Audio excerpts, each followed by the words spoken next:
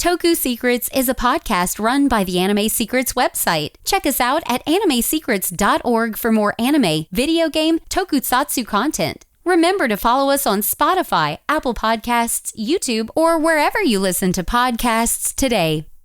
Hey everybody, it's Jason from Power Rangers Time Force, and you're watching Toku Secrets Podcast. Welcome to Toku Secrets. Join us as we journey into the marvelous world of Super Sentai, Kamen Rider, Power Rangers, and many other tokusatsu. Get ready for the adventure of a lifetime. It's Morphin time! Link to the Morphin Quest. I'm Nathan Desai, the dazzling adventurer, Vulcan Silver. I'm Patrick Allen, I'm Shinken Red. And I'm Rizwan Merchant, Gokai Red. And I'm Anthony Davis, also known as Kyoryu Green. And we're Toku Secrets. Hey, welcome everyone to episode 118 of the Toku Secrets podcast. And technically we've already finished Time Ranger. We recorded our in-game arc, but that one's getting posted next week. But we're taking a bit of a break before we do our Time Force and, Time Ranger comparison, because we got the current Sentai that's airing that we got to take care of. We are going to be taking a look at Ohsama Sentai King-Ohger episodes 35 through 40 today. We got the whole crew on. We're really excited. So, Don't let Nathan lie to you. We're really postponing so we have more time to watch Time Force. Yeah, you got to go and ruin the illusion, dude. I am very honest. But we're still enjoying King-Ohger, though. Oh, no, we love King-Ohger. King-Ohger is the best Sentai ever, in my opinion. But we'll get to that when we get to that. Yeah. All right, so we're going to briefly recap everything that happened in the last couple of episodes that we did with King-Ohger. So Dog Dead, who is the, Space Bug King, he's the new villain now. We had a brief saga of episodes where he tried to throw Chikyu into chaos by making it look like the main five King-Ohgers were attacked. But then that was foiled when Jeremy took the fall because he said, "Oh, the Bugnarok did it because we're still evil, haha," just to make sure that the world didn't fall into chaos because, Jeremy's a total bro. He doesn't want to let the world fall. So then we encountered a new villain, one of Dog Dead's jesters, because all of his generals are called jesters, called Grody, and I'm going to completely botch this name, Lou Codium, I guess, but he's actually played by the guy who played Kamen Rider Garen in Kamen Rider Blade, and he was also the principal and one of the villains in Kamen Rider Forze.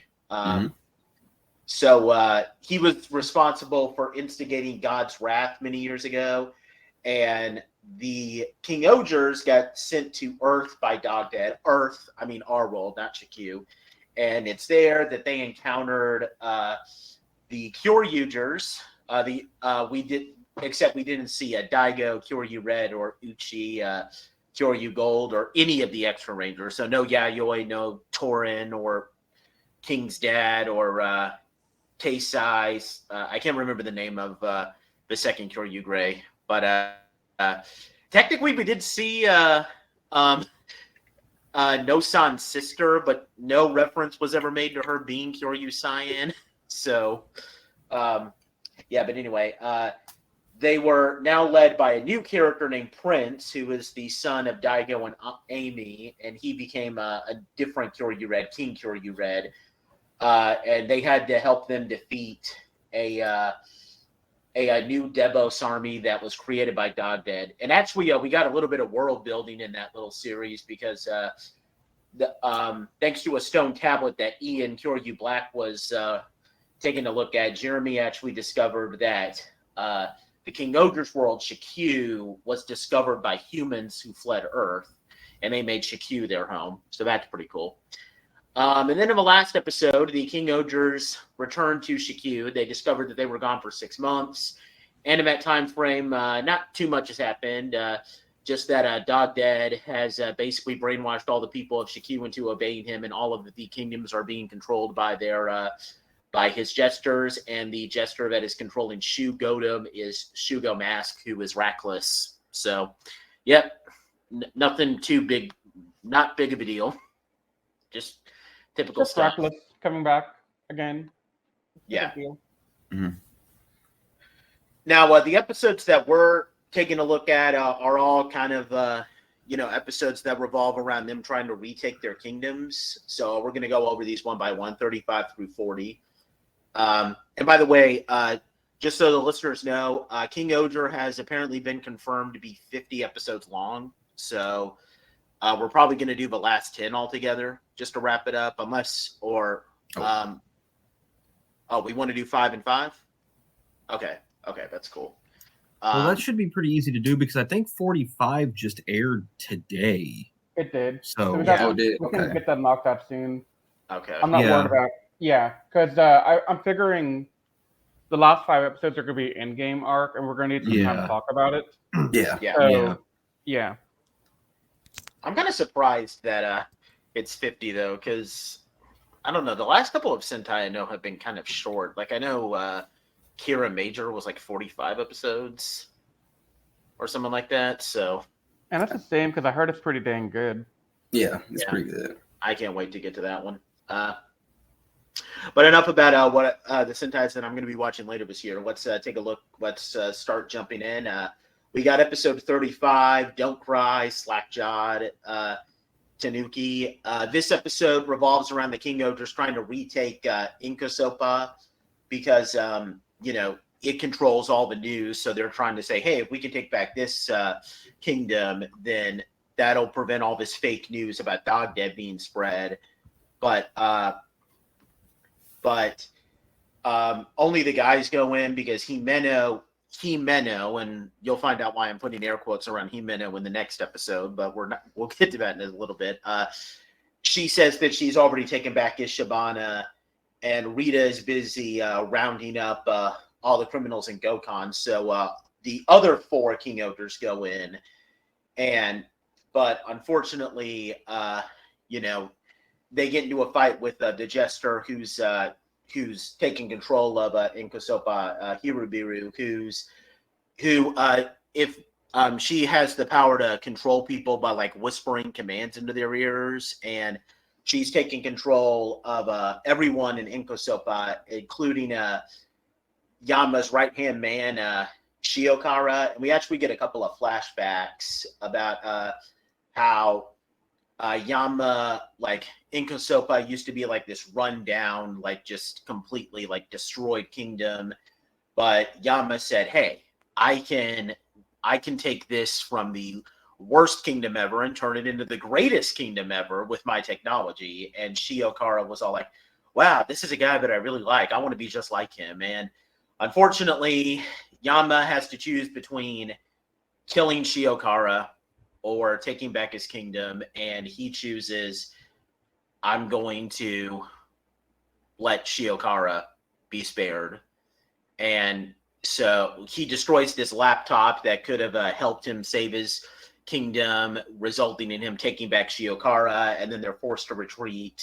And the episode ends with like Shiokara like weeping, like, why did you take me in exchange for the kingdom? And Yama's all like, don't worry.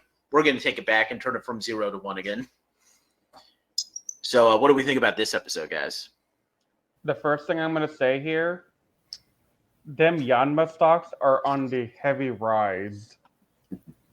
Because, oh my God, Yanma in this episode, like, I already love the character, but just seeing the empathy and the care he had for Shiokara, man, those stocks are rising.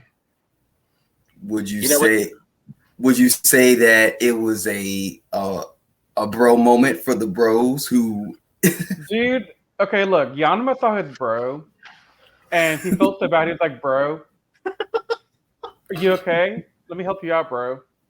And the bro's like, bro, all our bros are in trouble. So like, bro, what do we do?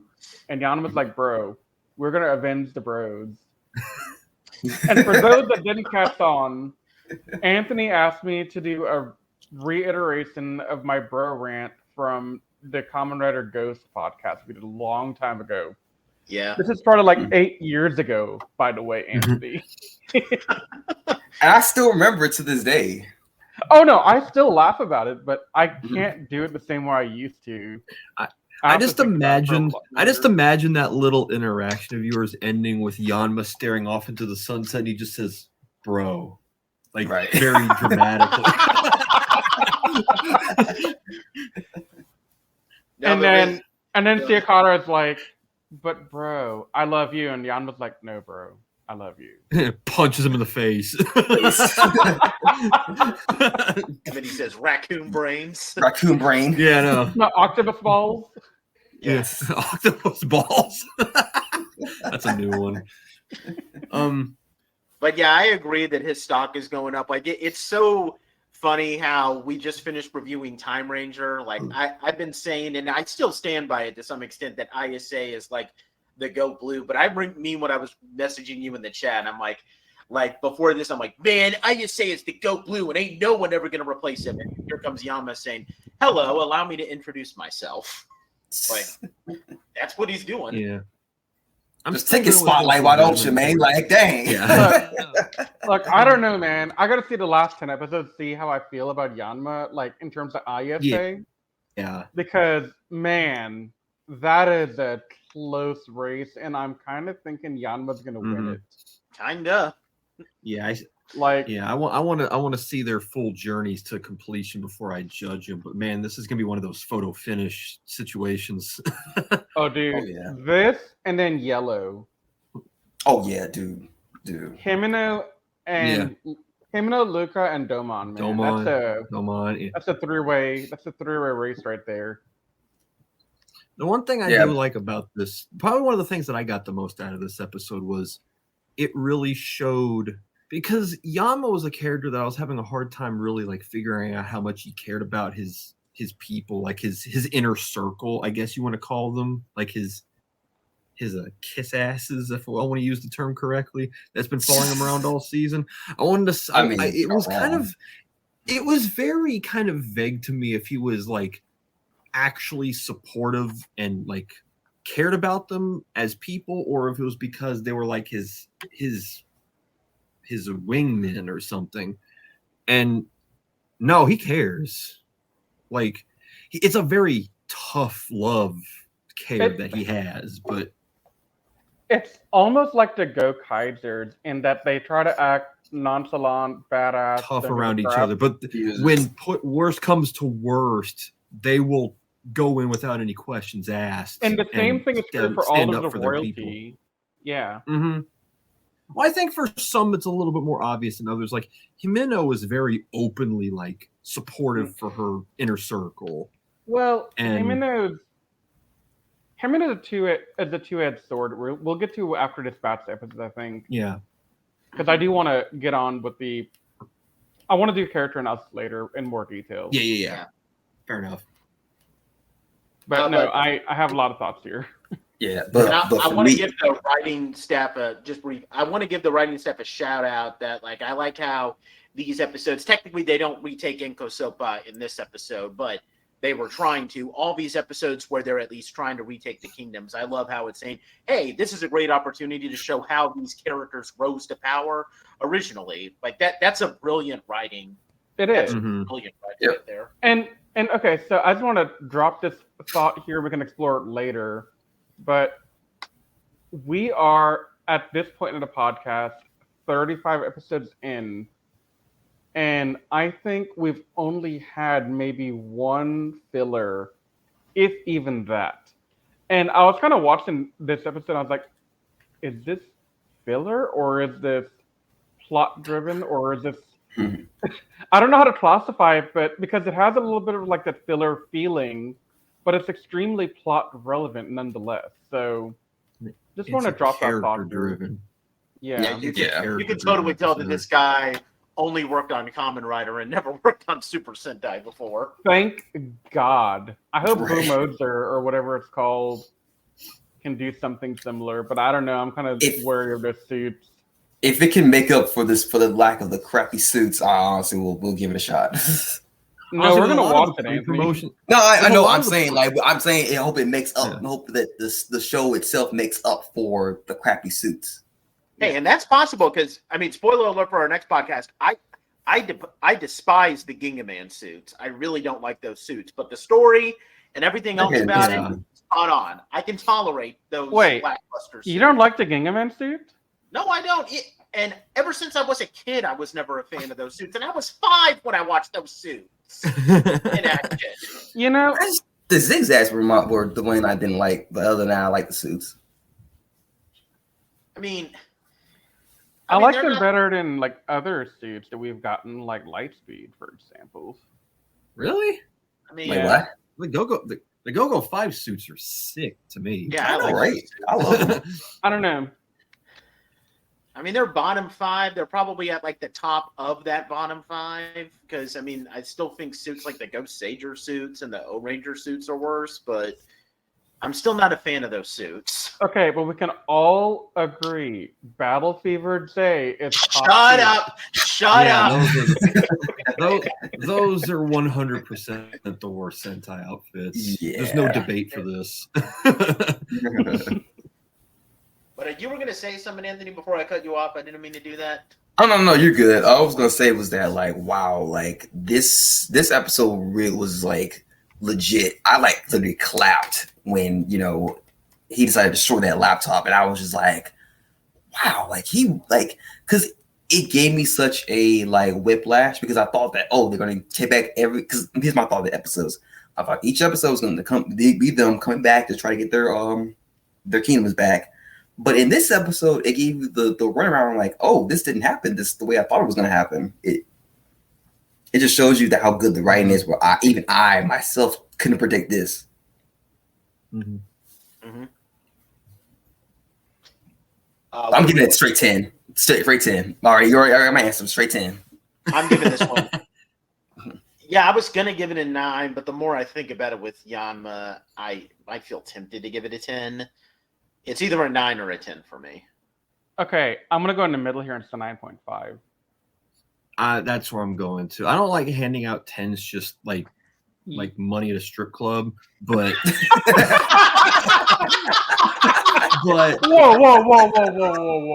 Wait, what? Hold up. What? You've never heard that analogy before? No, I've heard an analogy several times, but my question is, when have you ever had a chance to go do that?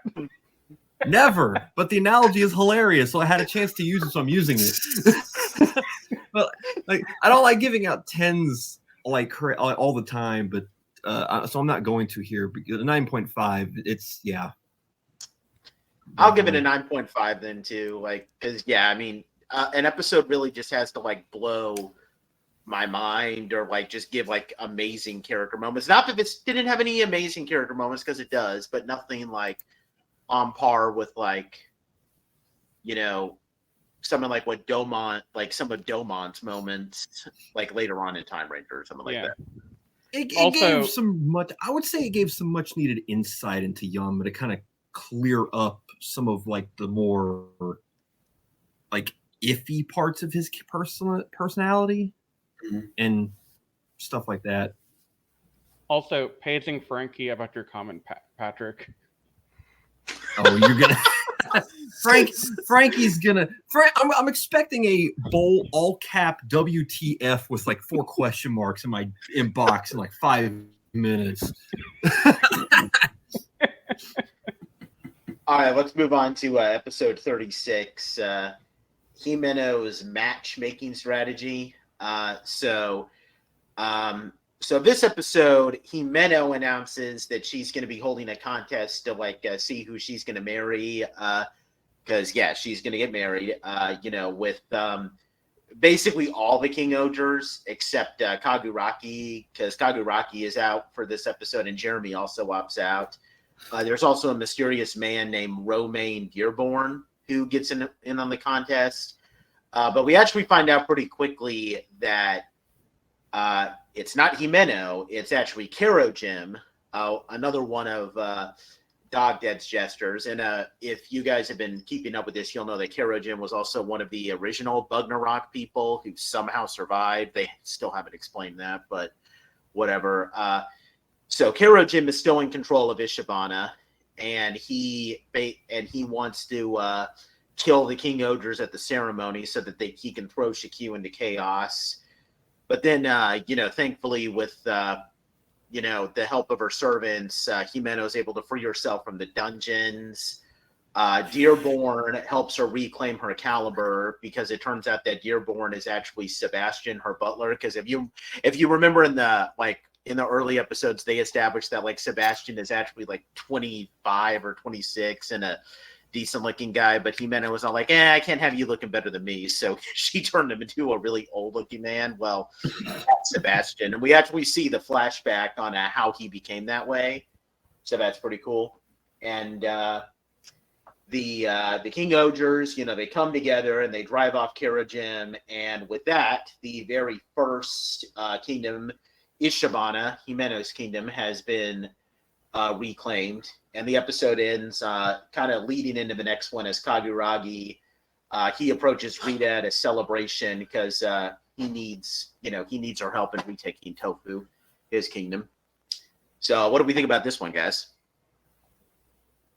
There's a lot of twists in this episode because I thought that Dearborn was going to be the monster in disguise when he showed up, and then no, he's Sebastian this whole time. I like that. There's a moment later on too, and it's a very big moment that it was like a throwaway line earlier in the season that they actually came back to. I thought it was because I thought he looked like that because he was being worked to death, not because it was because he was in makeup. Right. I honestly forgot that he was not old until this episode. Yeah, they made it. It was like a throwaway line, like an episode. It was like in the first 10 episodes like in the or something. 10, where he said he was like in his early 20s, and everybody was like, "What the heck?" And I thought, I do remember worked to death saying that. But I mean, I don't know, man. I was just kind of confused. But good. This episode really reminds me why I like Himeno as a character, because she kind of looked at his situation and said, yeah, if you really feel like your looks are cartoonishly distracting to people, because that's what this was, she offered to help him. And it's like, for being such like because she gives off like egotistical royalty vibes, but she's very empathetic, and she's always willing to reach down and help the small person with any issue they have, big or small. And that's the kind of character I love. I mean, do you remember early on in the series when Himeno is looking at these old houses and said, you know what, let's blow them up and build something nice here. And we're all thinking, wait, what about the people that live in these small, dinky little houses? What happens to them? And then she builds them this lavish, nice-looking, beautiful house after. And I'm just sitting there like, okay, I thought for a minute she was going to be like this conceited, you know what? Yeah. But it's not. Yeah, she comes off and acts like it, but then she ends up being the exact opposite when you get to know her. Yeah. Because like I said in previous, like not even previous videos, I remember not liking her at first, and I was proven vaguely wrong about it. I was like, "Oh wow, okay." So like, it took me a while to loosen up to her, and I'm glad I did, because now I see what everybody else sees with this character now. Yeah, and Heyman is another character like Yanma, who they pretend or to give up the air that they don't care about their people, but they got the biggest hearts to anyone, man. Yeah. Yeah, every episode where Himeno gets a moment to shine, they're always great episodes, and this one is no exception. Facts. There's even a moment in an episode that we'll talk about. I think, is it the next episode? No, it's 2 episodes from now, where she's with the episode with Rita. I'll go into it when we get to it, where she's like full on like fangirl supportive, and it's awesome. We have so many things to talk about there, but let's wait until we get there. That episode is weird. But Go ahead, Riz. I was gonna say I just found it hilarious that for most of the episode I was like, okay, Himeno is doing this weird marriage thing, matchmaking search. Why are you doing this right now? So the surprise that it wasn't her and it was the monster of the week or the whatever 5 jester person. That was a nice twist on their part. Yeah. Yep. And also Himeno's willingness to basically get down and dirty to help her people into prison and working her ass off with no regard for her own life. Man, them stocks are rising too. Yep. Yeah. Oh yeah. Don't, like, And honestly, like Kiro Jim turning out to be her in disguise, like that's where I kind of like, thought, okay, because like in the previous episode when like Jimenez all like, oh yeah, I already retook Ichibana. I'm like, huh? Like Yeah, I was gonna call That happened. I was gonna call that a legitimate flaw, but then this episode negates that problem I have with the previous episode with a really cool twist. So I can't even complain about that anymore.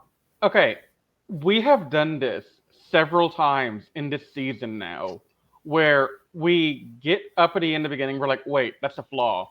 And then 2 episodes later, we're like, that's genius. Oh, Yeah, it Yeah. completely Oh, negates it. They keep yeah. doing this over and over again. They do something crazy that we're just like, wait, what are you doing? And then when we finally catch up with the writers, we're like, oh, y'all are freaking geniuses. I love this stuff. Yeah. Like. And I'm gonna start sounding like a broken record with these number of things when I keep giving scores, but in this case, like it just seems like a crime to give this thing like some of these episodes anything less than a 9. So yeah, I'm giving this one a 9 too. I'm giving this a 9.5. I'm gonna go with Riz. I'm gonna go with Riz's as well. 9.5. Yep. All right, you guys ready to move on to the next one? Because I'm excited about this one. Dude, I'm so ready. Let's go. All right, we have episode 37, Iroki's Rebellion. So most of this episode we actually get a little bit more fleshing out for Kaguraki. Well, actually a lot more. Where so Grody, who was the jester that took over his kingdom, has actually revived Iroki. She was the ruler of Tofu before he came along, and she and what happens is that so of course Kaguragi has to work to confront her, and we get a lot of flashbacks with him. So we find out that way back he was taken in as a pupil by Iroki. She felt that because he was so honest and had a lot of honor to him, he would never betray her. But then during God's wrath, Iroki hoarded all the food for herself, and the people of Tofu were going to starve. So Kaguraki tried to convince her. So Kaguraki said, okay, I'm going to go and convince her to release the food. But then when he exited the castle, it was burning. He had a katana in his hands, which were covered in blood. So Suzume, that's his sister, by the way, she's like, oh, Kaguragi killed our corrupt leader.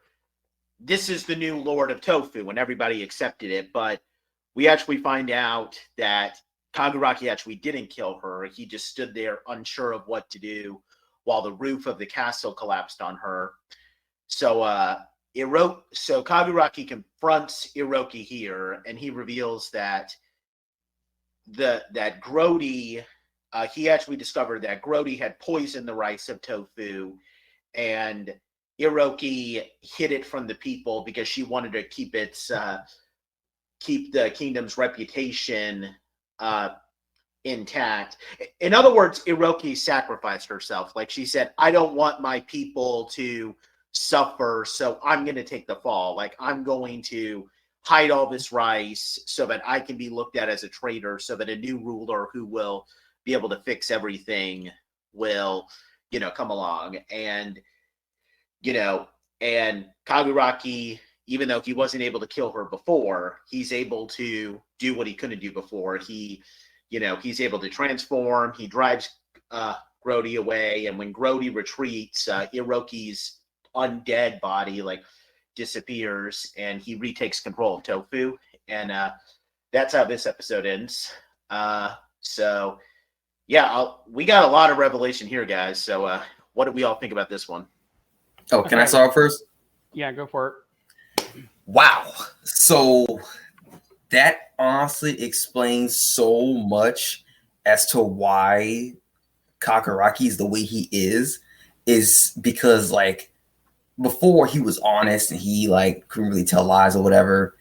After the incident, he started becoming more mischievous in a way and not really telling half truths and you know, and lies and deceits and all that stuff. And now I get it now. He's like, wow, like he through a traumatic experience and that's why he is the way he is.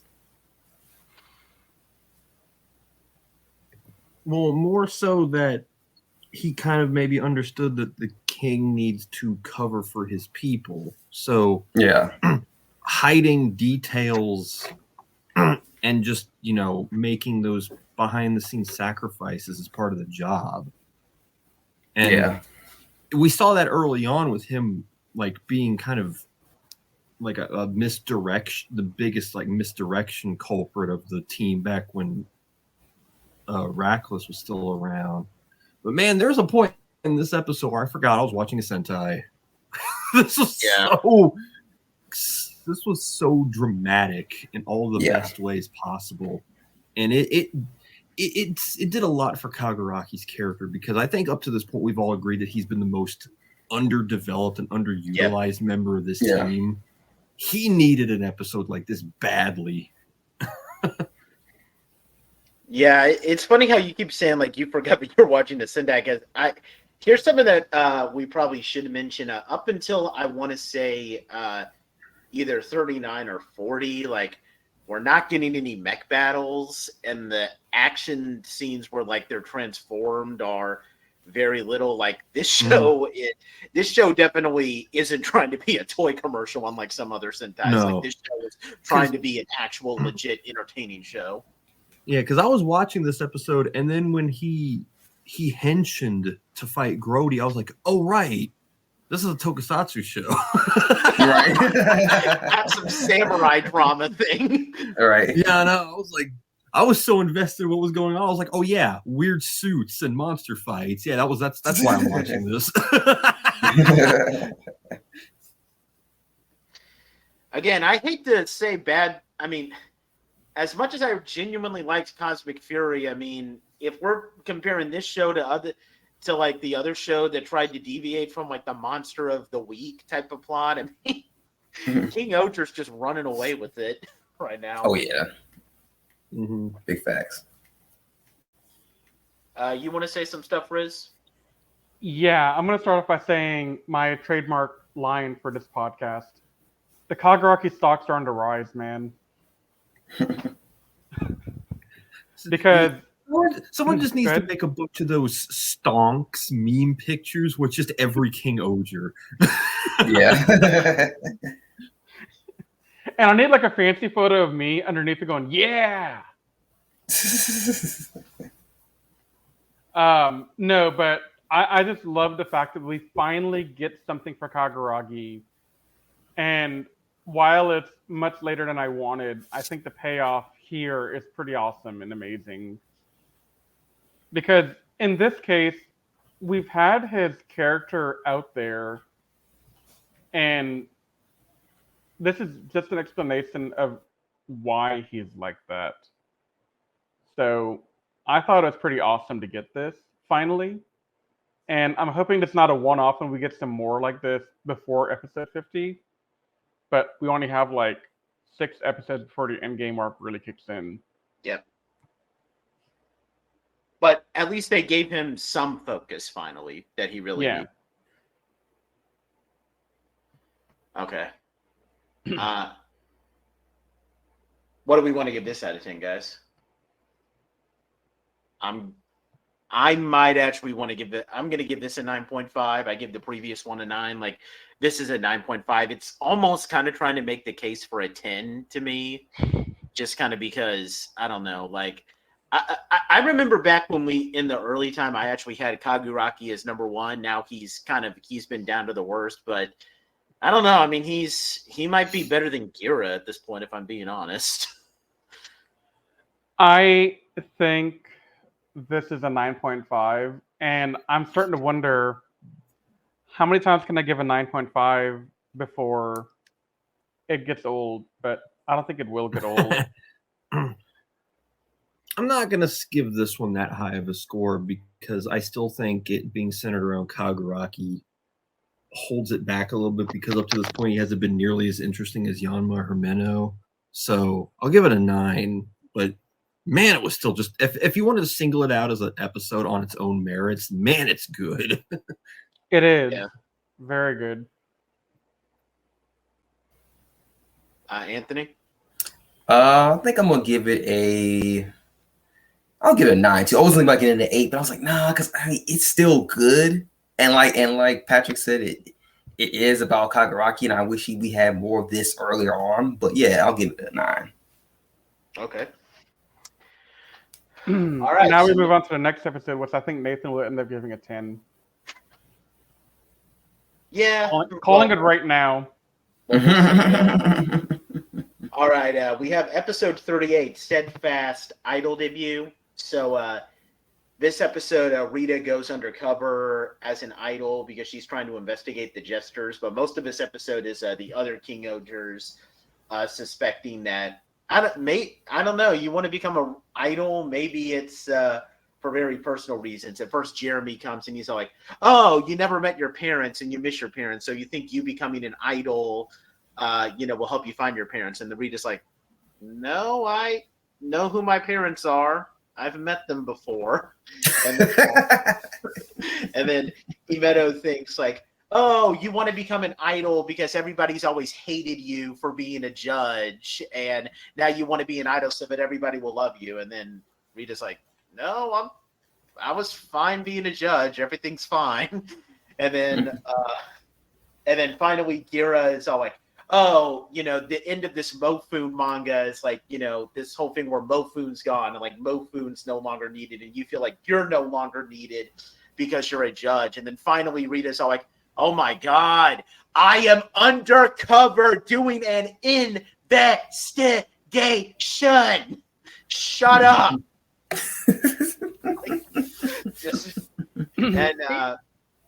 Go ahead. The funny part is, this is the second or third time she said it in the episode to different people. Yeah. And nobody is willing to understand what she's saying. And they're all like, "Oh, there, poor little Rita. We understand you better It's like than you understand yourself." it's like they think she's saying it because she's still too afraid to openly admit what it is she wants, but she's being dead serious the entire time.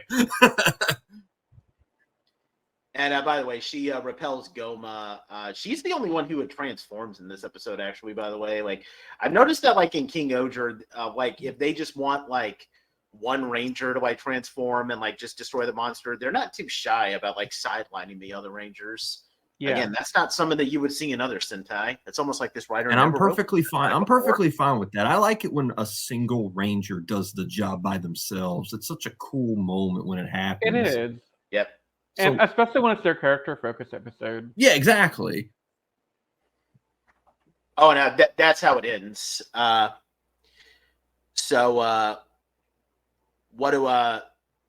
What else do we want to say about this episode? Because we've already kind of just pointed out how hilarious it is. There's one moment in this episode, and it's very kind of like, I guess you could see it as like a throwaway line, but this episode did finally maybe loosen her up, because that final scene where she unzips her collar when what was her name again? Morphina?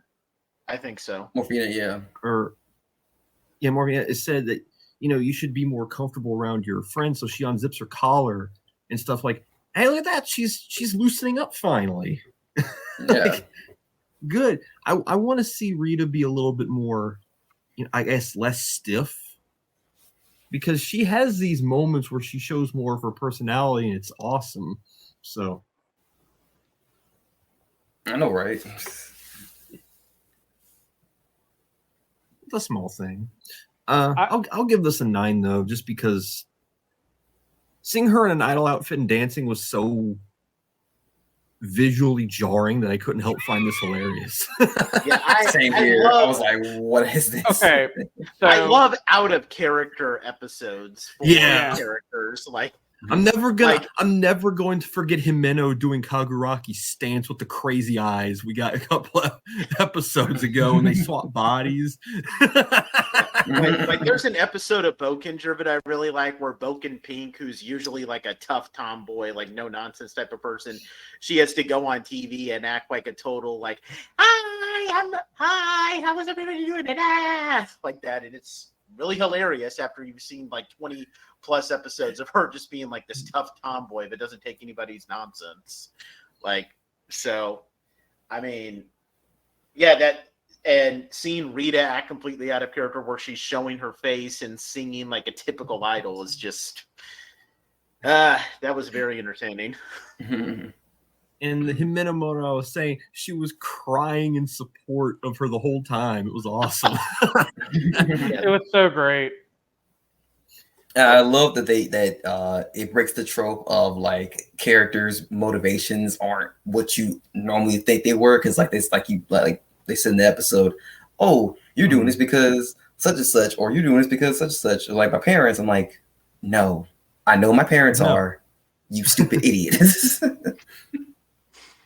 I mean, okay, so regardless of what you think of this episode, though, you can't hate this episode just because of how adorable Rita is. No, Rita has taken the Kotaha approach to being a character in this episode, except she took it on steroids and really upped the ante for you cannot hate this character. Yeah. We are forming the Rita Protection Agency now. She doesn't need us, but she's still gonna have to deal she doesn't need us, but but it's there. It's there. It's there. Yeah, we'll be here anyway.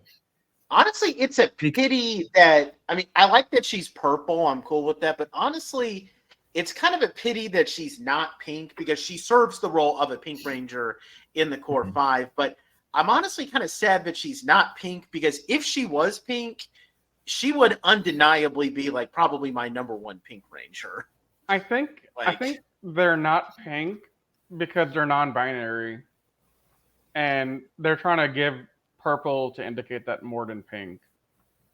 Because they do have the role of pink. Yeah, I get that. I forgot that they did call her by they and them and stuff during this episode. I was like, was that a mistranslation or something? I don't remember that being the case. Has it been? I haven't noticed. Yeah. No, they have always been referred to as they, them, because they're non-binary from episode 1. Well, I've seen them use she and her like once or twice, but I mean, it could be the case. Like, I know Demi Lovato, who identifies as non-binary, she's okay with using either they, them, or she, her. So maybe that could just be the case with Rita too. It could be gender fluid more than anything else, honestly. Yeah. Mm-hmm. But I mean, I'm cool that she's purple because I mean, it's fine with it. I'm just saying that like the only reason I think that it sucks that she's not pink is because I really want one. I only have like one pink who I would technically put in S tier, and that would be Boken Pink. But even then, I'm kind of afraid that she's not good enough to be like an S tier. If Rita was pink, she would be S tier pink. Here's the thing. Excuse me, sir. I am though. Okay, I am as A tier, but S tier. Here, Nate. I'll give you a cushion on this. I think pinks are kind of one of those that you can dump them in a pool, like black and greens are interchangeable. You can put her in like the white and pink category because white and pink are interchangeable a lot of the times. Yeah. So if you want to rank her amongst pink and white Rangers, go for it. Yeah. I mean, in the same way, you could probably rank like Tsuruhime alongside like. If you put the whites inside the same list with the pinks and stuff, Tsuruhime is probably number 1 next to Rita. That's Kaku White, right?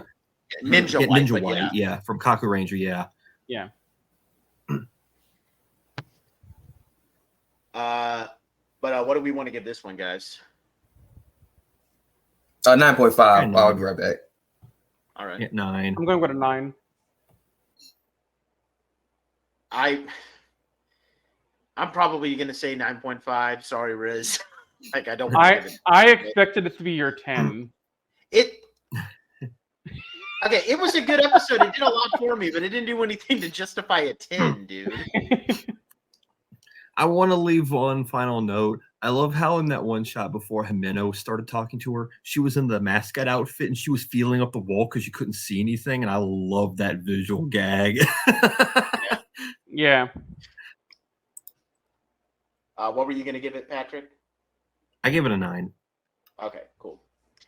All right, so now we have episode 39, Inkasopa Climactic Battle, where, so I forgot to mention that in the previous episode, Yanma and Shiokara found a device called an ultra computer that he created. It was actually confiscated, and he got it, and he's found out through these that there are hidden codes in the King Caliber that can be used to give the King-Ohgers more power, and that could actually help them destroy some of Dog Dead's jesters. And each of the King-Ohgers are given an ultra computer, although supposedly only one is real and the others are fake. And but nobody knows which one is the real one. So, because it's crucial that everybody acts as if, theirs is the real one. So with their new ultra computers, the King-Ohgers, they storm Inkasopa, they face off against the jesters, but then all of their computers get destroyed. And I love how Yanma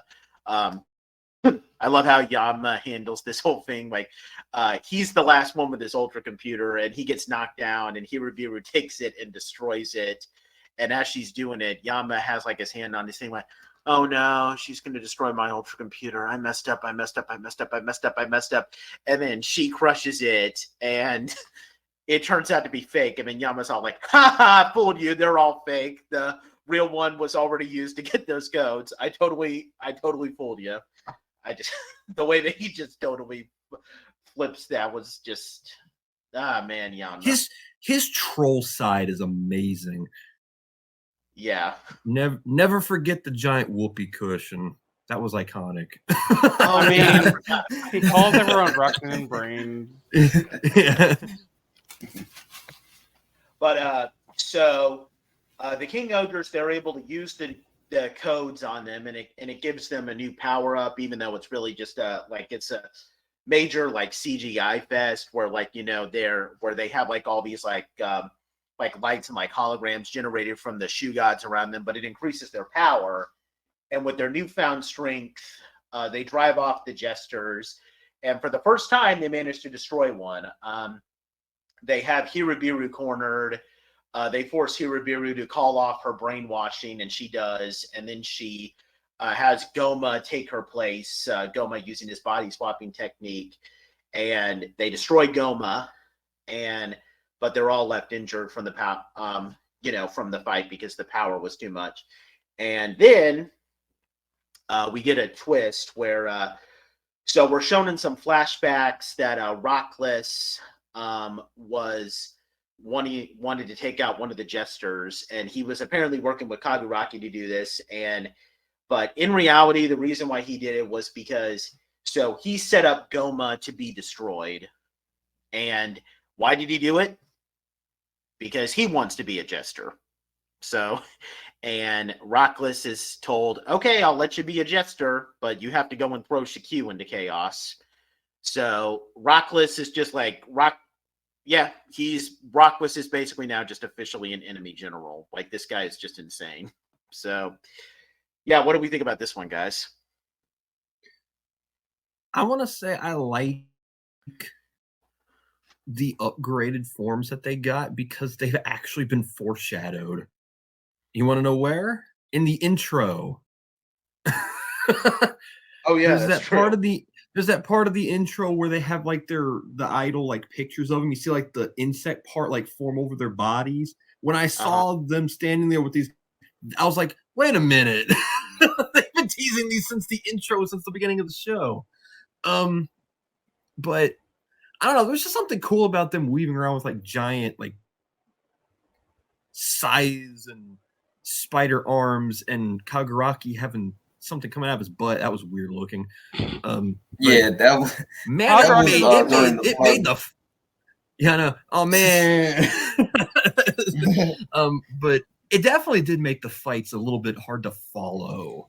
I love the idea of these powers, but visually, I still followed it pretty mess. clearly. No, visually these are very jarring, and I didn't like the visual effects at all. Yeah, the idea is pretty cool, but yeah, visually, I didn't mind they're overstepping their boundaries a little bit with this. I hope they don't. They use these sparingly going forward. I hope it's only like for the big things, not like every episode now. Yeah. But I don't mind it because this was the powers introduction, so go all out. Yeah. But go all out. Have going fun. Forward, at least, please. yeah. But going forward, if you're gonna do it, have like one do it, or have it be a major moment where it's reasonably called for. Yeah. Like all of them have to use it when they're battling Dog Dead. Yeah. Yeah. Like if this is the final battle and they have to do it, yeah, sure, go crazy, chug the frame rate of my video. I encourage it. Patrick will buy a better computer to keep up. I mean, jokingly, though, this new computer of mine can handle it just fine, but it's still a very funny way to describe it. Kill my FPS. Do it. Make it feel pain. Yeah. I want to hear my computer's fan work. Like I swear, like Riz said, man, these Yanma stocks are going up, and it's staying up and ain't going down. Yeah. Why did also why do you have to put a fake poop in each one of them? Yanma. It's a trope that I know in Japanese cultures that they use the pink poop as like a joke for. I've seen it several times in Digimon. Yeah, Digimon did it all the time, so we're used to it. Yeah. But I was like, not Nathan. Why? Yeah, but I mean, I still thought it was funny. So yeah. It is. Also, I'm glad they explained why that Jester had did what he did, because I was like confused. I was like, wait, why did he make a mistake and teleport himself there by mistake? But then they explained, oh, he was already under the influence of Biru mind controlling him, basically. Yep.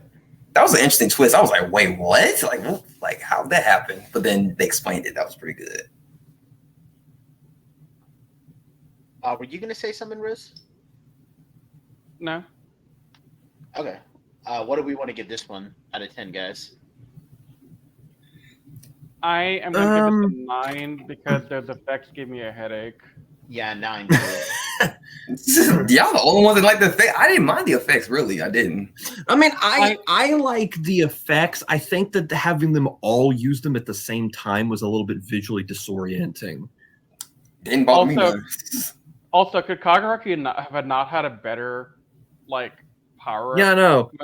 He just had a thin stinger coming out of his butt. That's it. That's like well, I mean, I like the idea of the power up where they're all given different features based on their insect theme. Yeah. I just I don't know. It's kind of like what I can't remember what it was called in Aba Ranger, but in Dino Thunder it was called Super Dino Mode. I always liked how for that mode, only yellow, unfortunately. Got the wings, yeah. It's called Bauer mode, I think. Yeah, okay. But everybody else just has spikes growing out. I don't know. Couldn't you have given blue, some Triceratops horns and, stuff like that? I feel like this mode is more of what Abare mode / Super Dino mode could have been to its full potential. Yeah, but also we could have had Kaguraga have mandibles. Yeah. Come on, guys. Give him mandibles. I say Jeremy had the best one because him wailing on you with spider arms coming out of his back was awesome as could be. Yeah. Okay, and then pair that with the fact that his Henson voice sounds like a rock star. Yeah, it does. like a demonic rock star. It's amazing. Yeah. What were you going to give it out of 10, Anthony?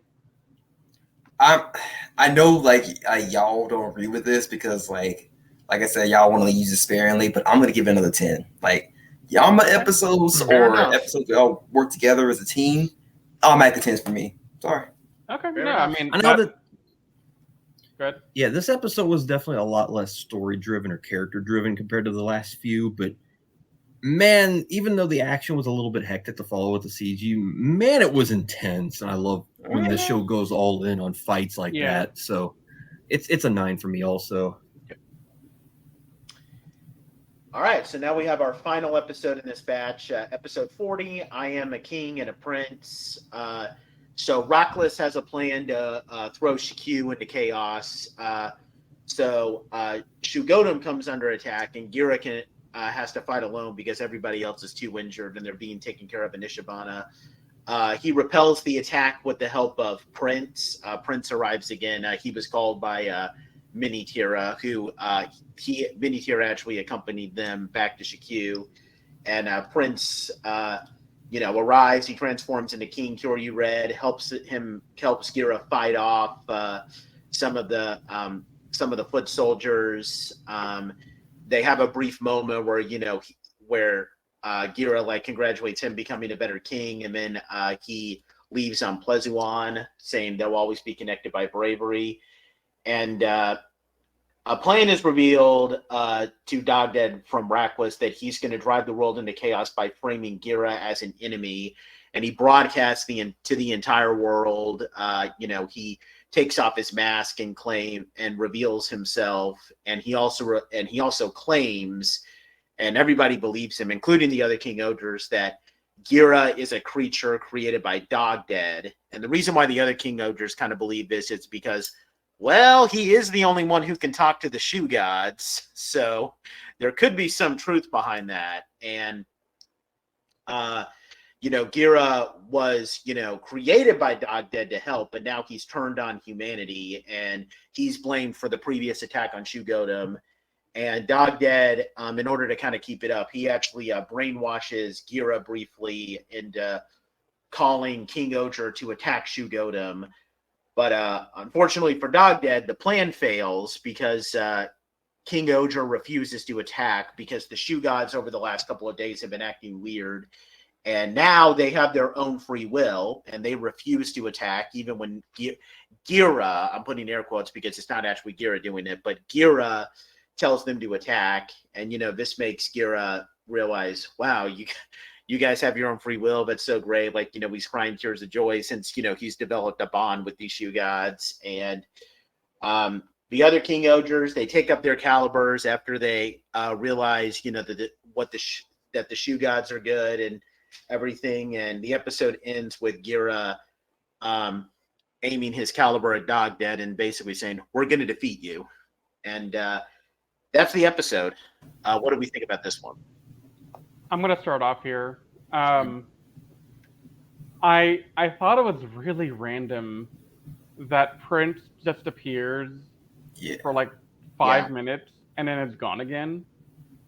Couldn't you stayed the whole episode at least and done something more? Yeah. And I mean, I'm reading rumors on one of the groups I'm in that they're coming back again for another crossover in the next couple episodes. So well, I also saw that they confirmed that Kyoryu is getting King-Ohger and Kyoryu are having a crossover movie, and King's actor confirmed he's going to be in it. Yeah, that's Thank God. And Uchi. Yeah, Uchi. Yeah, they're going to be. God, it's going to be They said it's going to be the core 6 Kyoryugers and Prince teaming up with the King-Ohgers. And that's kind of a big deal because King's actor is, I mean, he's not a big actor, but he's been kind of busy with a bunch of someone in the projects. Super Sentai subreddit posted a picture from his Instagram of him standing in King street clothes again. So So I mean, it's gonna happen. I like the casual interactions with the two teams across time, but come on, can we have gotten a few more minutes of Prince there to help, it would have been nice, especially given everyone's already hurt. Yeah. So, what do y'all think of? Okay, honestly, I don't really think that what. Why am I blanking on his name all of a sudden? Are you going to talk about Rackless? What he says about Gira? Yeah, y'all really think that Rackless would? I don't believe what Rackless says about Gira being true. Yeah, neither do I. Being a spawn of Dog Dad or whatever. Yeah. That would be kind of a weird decision. Like, I don't think it's going to be true. Well, that's kind of an issue that I have with this episode. Like, they're framing the revelation as if it's true, like it's supposed to be a big twist. But I find that really hard to believe that it is true because, like, the writers have been especially, up until Rackless got killed, like, they've been putting so much story and lore behind Rackless and Gira being brothers and like this relationship that they have. So it's like, are you really going to throw that all away just for the sake of throwing in some last second twist with Gira? Like, really, guys? Like, and then the one thing that confuses me is that you guys remember that Rackless has been ruling his kingdom, for how long, and then Gira turns up missing. People were aware of his existence, but for some reason, when Gira was not part of the kingdom anymore, people didn't ask about where's Prince Gira? Is Gira okay? Nothing. Did they establish that he was that people were mind wiped to forget Gira or something like that, or what? They might have. That part I can't. Or they never knew his existence in the first place. Yeah, because I'm just confused as to how no one in the kingdom knew. Even the people who aren't part of the actual family or the guards or people who are actually protecting the Golden Kingdom, that I can understand that. People who are outside the kingdom, I can see why they wouldn't know. But why aren't people from the inside know? That's what that confuses me. Well, like we talked about earlier, how they would establish something we would be questioning, and then a few episodes later they'd explain it and have it make sense. How about we give it a couple episodes? Let's let them explain themselves. Let's hope they have 10 episodes left. Let's just hope so. I mean, but there's been a couple of times where I find. Go ahead, Patrick. It does make sense because in the early parts of the series, they did have Yanma try to explain, I've programmed the shoe gods a very specific way. What they're doing around you doesn't make any sense. And then it was never really expanded upon ever again. This does explain it. Yeah. For what it's worth. But then, it makes you question, what,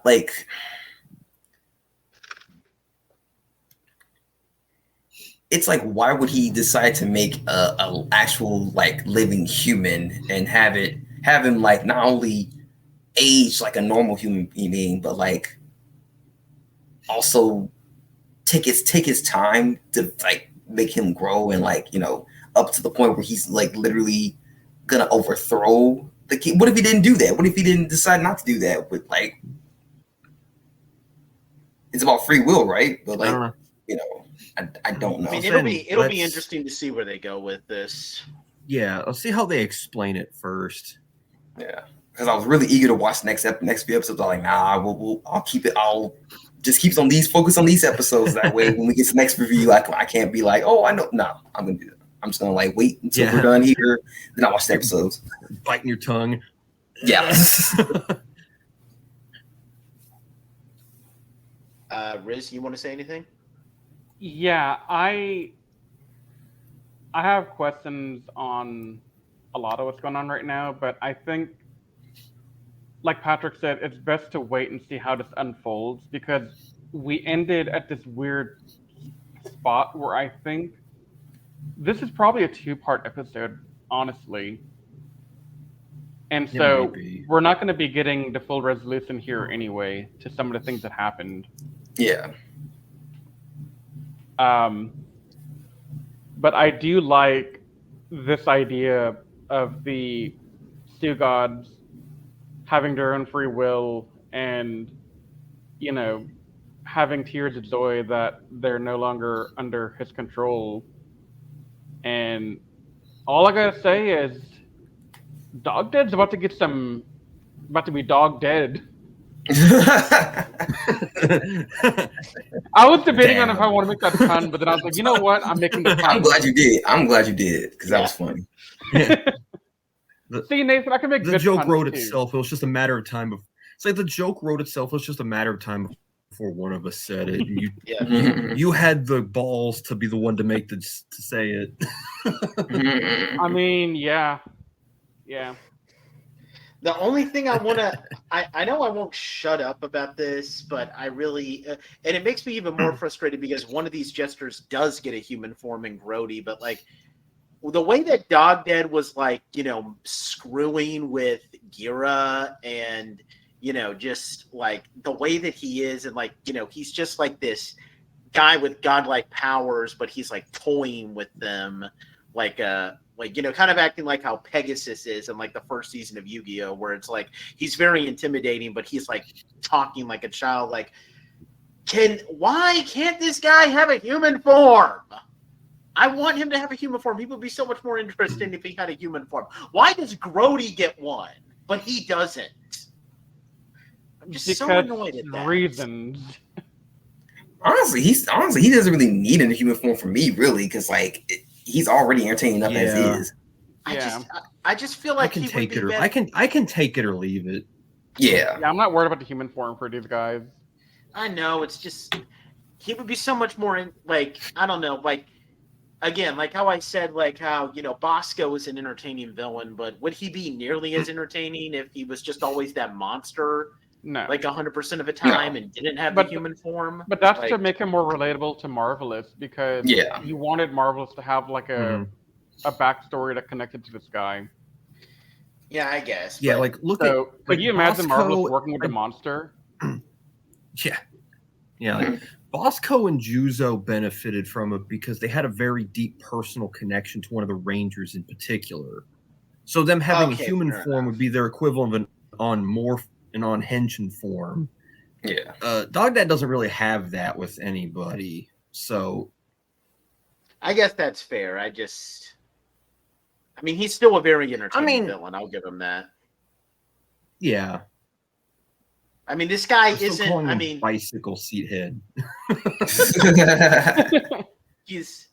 I mean, as far as like deeper characters, like I wouldn't say that like he's a great like deep villain like on par with someone like Ecliptor from Power Rangers in Space or Gray from Jetman, but like as far as like just entertaining villains who are like evil and know they're evil and just like have fun being evil, this guy is like top 5. He's pretty awesome. Yeah. He's not like a top tier S tier villain to me either, but he's definitely been a lot of fun. But we all know Roxas is the true end game. Yeah. He's definitely more entertaining than you already what was his name? Yep. That's how memorable he is. The Bugnarok leader from the first half. I think his name was Desnarok. Yeah. Desnarok, yeah. See, I don't even remember his name. He's a That's I remember his name until you said it. Oh no, I knew his name, but I want to see Patrick struggle. It's like Bugnarok who, Deathnarok who?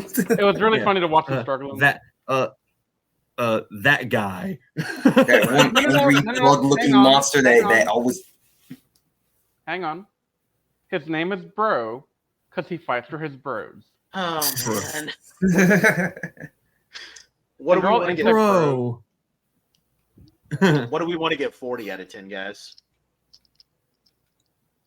I'm gonna give this an 8.5. I have to drop some points because of the abruptness of Prince coming and going so quickly. Yeah, I'm giving this. Yeah, that definitely made it feel like 2 episodes. Yeah, that definitely made it feel like 2 episodes in one. Yeah. It didn't. It was just too disjointed for me.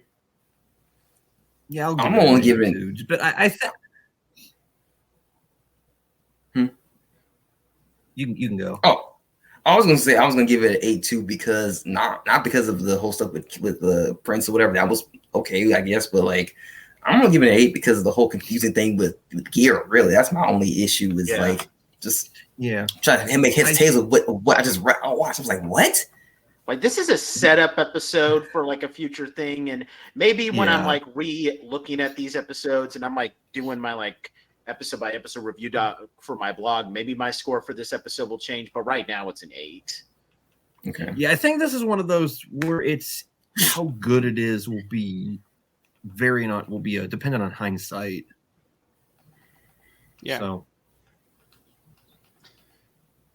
Okay, well, we've talked about the villain enough. I mean, none of these villains are like really deep enough, like not like Jetman level. I mean, they're entertaining, but not S tier. But we've had a bunch of character backstory episodes here, so I think it actually is kind of an appropriate time for us to do our updated character rankings for King-Ohger now. So, anyone want to go first on that?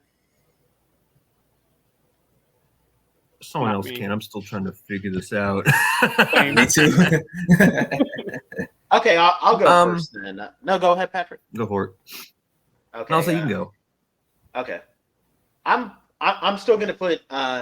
Even though he hasn't done much in this batch, I still want to put Jeremy up there just because, I mean, I love his backstory. He's still a great character. And honestly, I mean, I think it's kind of undisputed now that he probably is like the best Six Ranger character that we've seen. I mean, I was thinking at some point maybe like it could be a competition between him and Naoto, but everybody who watches our podcast next week is going to know how we feel about Naoto when that's over.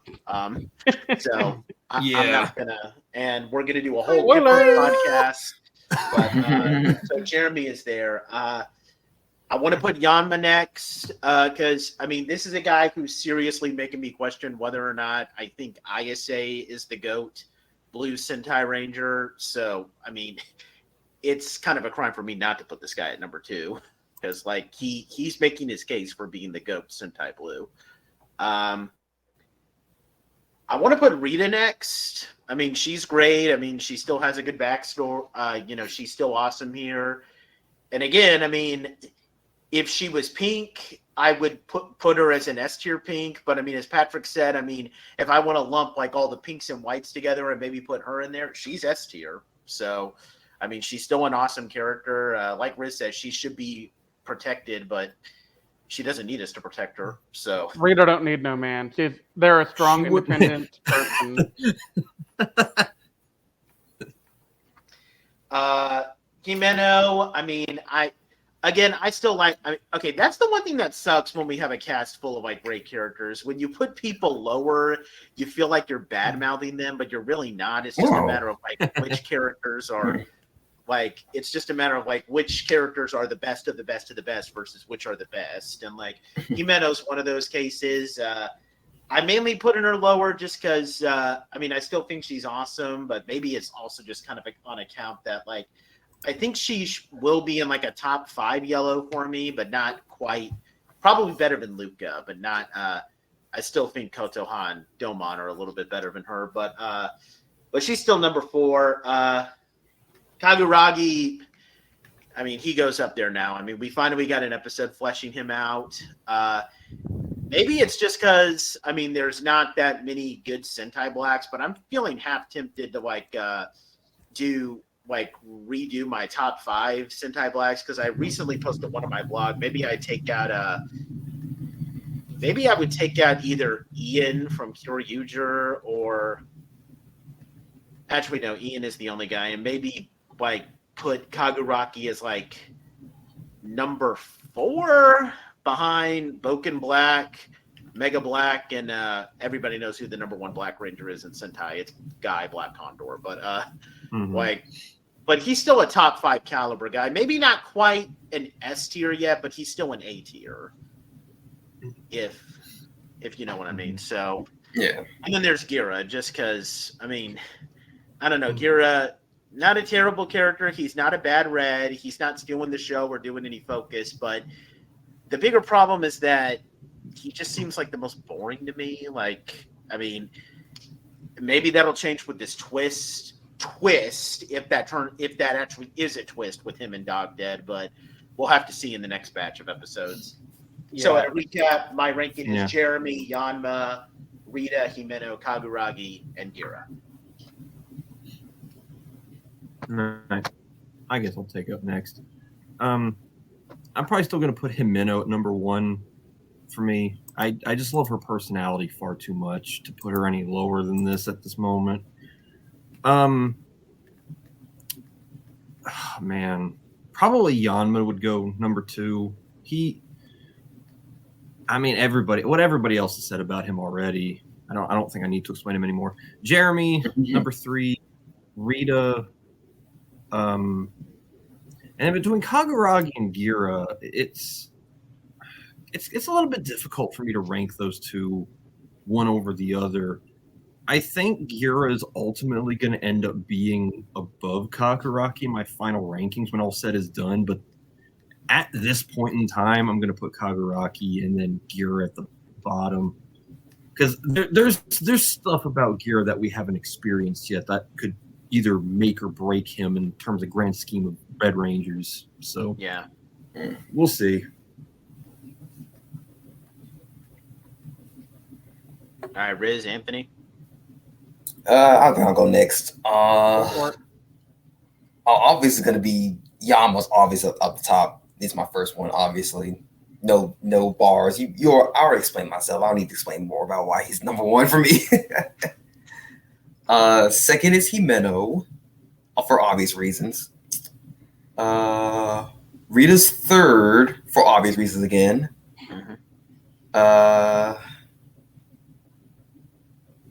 Jeremy's 4. Kaguraki's actually 5. And Gira is 6.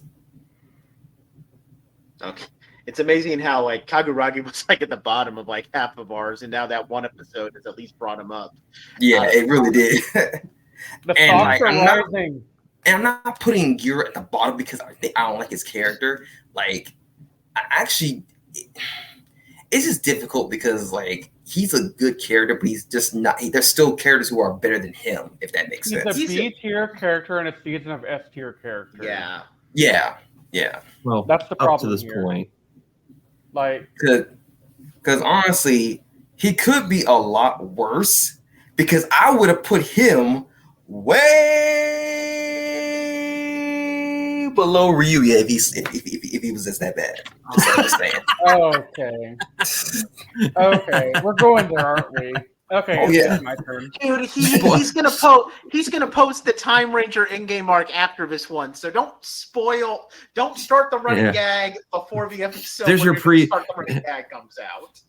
Here's your early special preview for our Time Ranger finale episode. Okay, this is actually perfect that we're making the joke before the Time Ranger Endgame episode comes out, because now we're going back to the future next week. Oh Lord.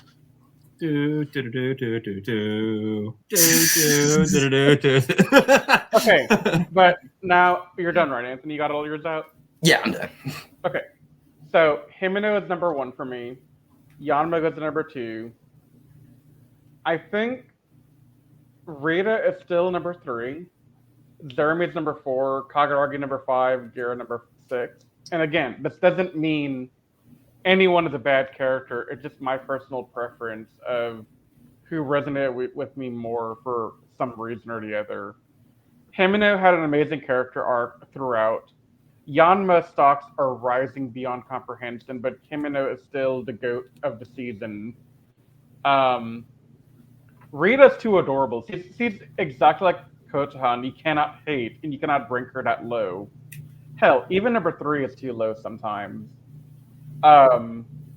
Jeremy is the best Six Ranger I've seen, and if Nate's saying he's the best that he's seen, then I mean, it has to be the case because Nathan's seen almost everything at this point.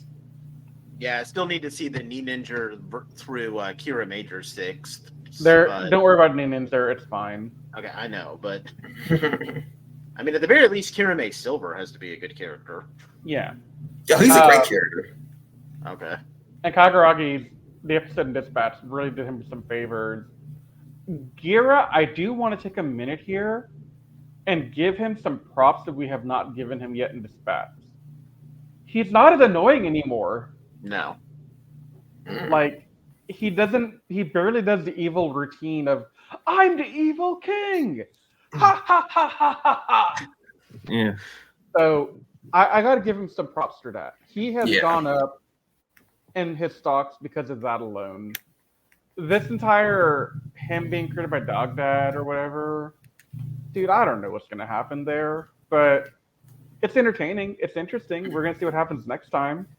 Yeah. I mean, in all honesty, like his whole evil king thing, I mean, it's annoying, but I mean, I don't think it's nearly as grating. And again, I haven't seen these Sentai all the way through, but like, it's not nearly as annoying as like. Here, I'll help you out, Nate. It's not nearly as annoying as Dawn.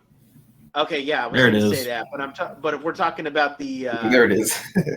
the more recent Reds, like it's not nearly as annoying as what's his name, Takaharu and Neat Ninja saying like I'm all fired up and like No, he or, says I'm hot. okay, and I think the Turn red on the air conditioner. Idiot. It's not He that is big an of a idiot. deal. He's I an think idiot. What are you the talking red about? Q Ranger constantly says like lucky or something. Again, I've only watched like one or two Q Ranger episodes. Oh, but- no. I got to actually show you how he actually does it, because otherwise, Okay. he'd be Do it. like, he'd I be know like, you're gonna I do. don't want to see this. Let's go. "Yo, shit, lucky!" Like he says like that. Yeah, that's Yeah. how he says. Okay. And he does it every episode, at least one. Okay, far. so I'm on, though- like, Almost episode every episode. Oh, great. I mean, I was instantly annoyed by all of those things. With Gira doing the whole evil king thing, I'm like, okay, you could stop that, but it doesn't make me want to bang my head on the wall until I see No, blood. it's not so- Dawn. That's when you want to bang your head against the wall. Okay. Star, damn it.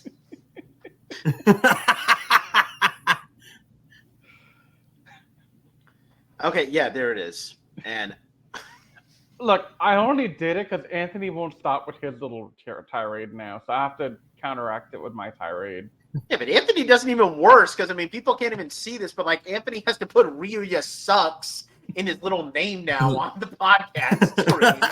So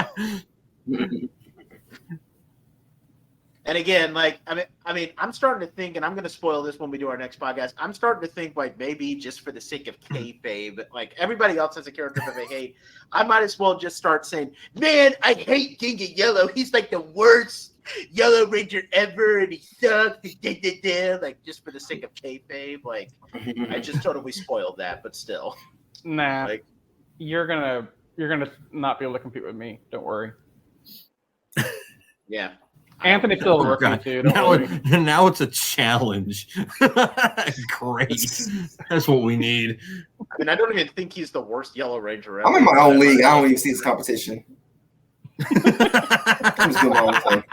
I'm gonna do my own thing. Anyway, what I are do our what I closing, want. What are our closing thoughts for this King-Ohger batch, guys? I am really excited for the next batch. Like, really excited. Mhm. Yep. Anything else? It's the season has done incredibly well through its first 40, and with 10 episodes left, if it fumbles this ending, I'm never going to forgive this season, because it has yet to mess up once. And if it messes up the ending, we're going to have problems. Right. Yeah. I will throw hands at someone. I don't know who yet. Everyone.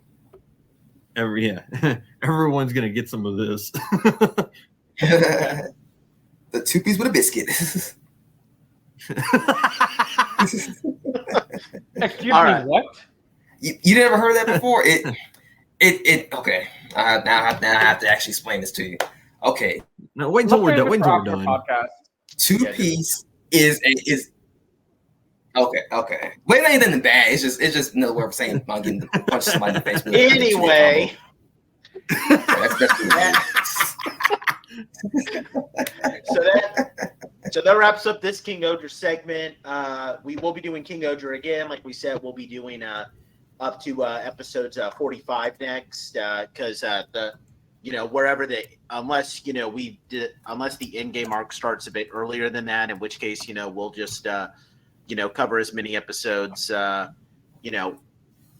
to when the in-game arc is supposed to finish. But we will be finishing King-Ohger very soon, since there's only 5 episodes left to air. It's aired up to 45 as we're recording this. So we hope you guys will check that out. Our next podcast, episode 119, will be our Time Ranger in-game arc, which we've already pre-recorded. We're also going to be doing after that, we'll be doing our Time Force review, and then the Time Ranger versus Time Force special. We hope you guys will join us for that. We thank you guys so much for taking the time to listen. If you guys are listening to this on YouTube, please like the video, subscribe to the channel if you're not already subscribed, leave some comments down below with any commentary, and we'll be sure to, respond to those. If you're listening to us on Spotify or iTunes, we love you guys for that. Be sure to leave us reviews out of 5 stars on both those, and you can reach out to us on animesecrets.org for our commentary, where you can also watch our other podcast, Anime Declassified, and Jedi Squadron on there as well. And that about wraps this up. Also follow the podcast on Twitter, Facebook, and Instagram. You can follow Riz's reaction page, Rizlord, on Instagram, and you can follow my blog, Toku Sentai Blog Ranger, on Instagram. And that about wraps this up. We thank you guys so much for taking the time to listen to us, and we will see you guys next time when we wrap up the Time Ranger review with their in-game arc. But until that time, you guys stay safe. We love you, and may the power protect you.